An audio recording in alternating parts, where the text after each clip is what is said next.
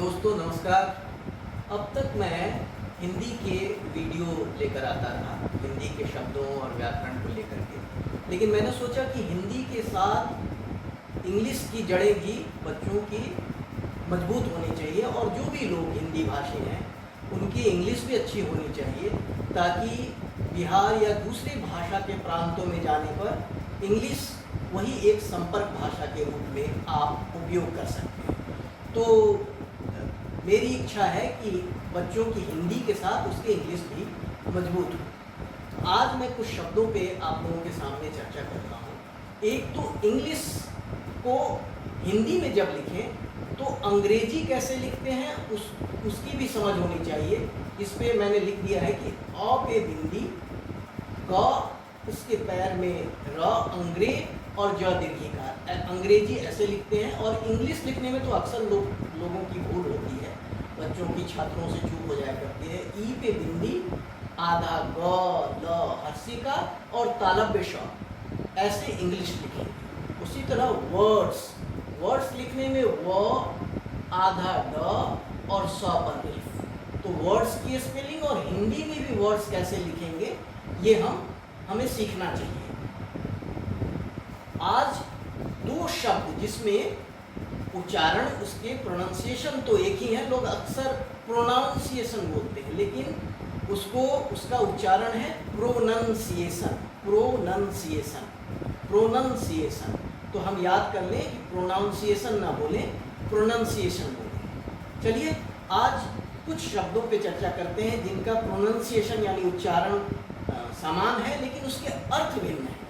जैसे क्वाइट, अब हिंदी में भी क्वाइट में आधा क, व आकार और छोटी ई की मात्रा और ट होगी। तो QUITE, जहाँ टी के बाद ई लगा है क्वाइट, उसका अर्थ होता है बिल्कुल। अब मैंने बिल्कुल कैसे लिखा है वो भी आप देख सकते हैं।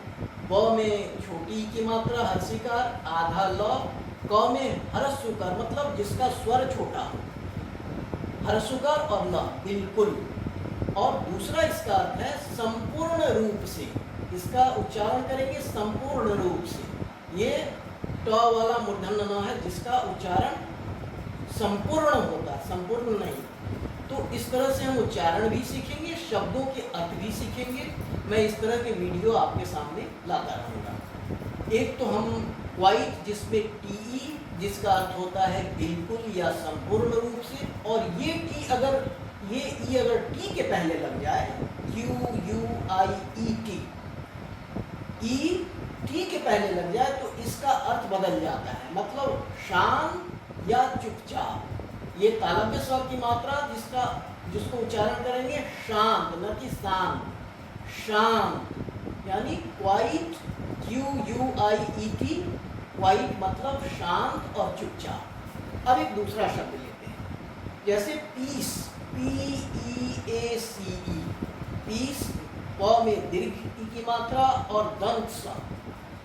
तो पीस का मतलब होता है शांति, और अगर पी के बाद आई लग जाता है, PIECE, पीस का मतलब है टुकड़ा। दोनों के उच्चारण यानी प्रोनाउंसिएशन समान है लेकिन इसके अर्थ भिन्न है। तो PEACE, पीस का मतलब शांति, और PIECE, पीस का मतलब टुकड़ा। अब एक और अगर याद ना आए बच्चों को तो एक चीज़ समझ सकते हैं कि ये जो बिंदी है, इसको हम अगर दिवाली वाला पटाखा या बम मान ले तो ये इस पे गिरेगा तो ये सब टुकड़े टुकड़े हो जाएंगे।